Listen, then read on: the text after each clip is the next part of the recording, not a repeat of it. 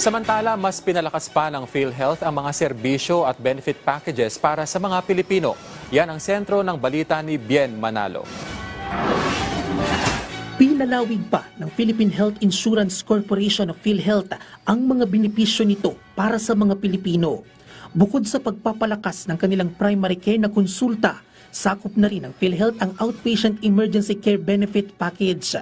Tinaasan din ng PhilHealth ang kanilang benefit package para sa acute myocardial infarction o sakit sa puso.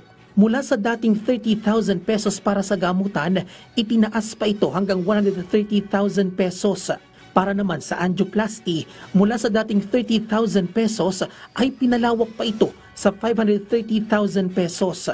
Nariyan din ang cardiac rehabilitation na nasa 66,000 pesos at maging ang ambulance transfer na aabot sa 22,000 pesos.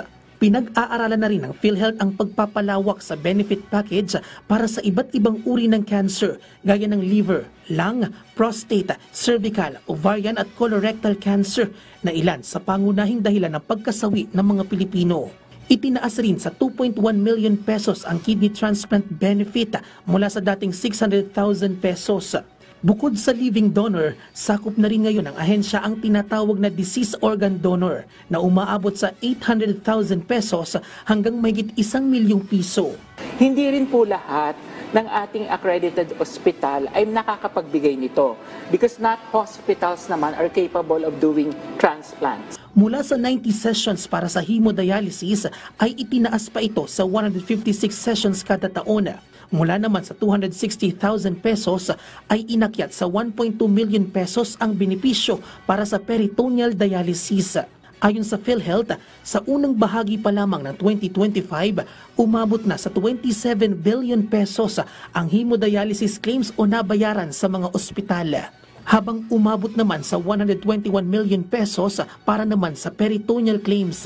Kaya lubos ang pasasalamat ng dialysis patient na si Mike sa inisyatibong ito ng PhilHealth dahil wala na siyang binabayaran sa kanyang gamutan. Malaking tulong po talaga, sir. Kaya nagpapasalamat po sa PhilHealth na nagkaroon na ako ng ganitong PhilHealth na para madaan naman ako, gumaling man ako, ulit. Pero huwag na sana maulit.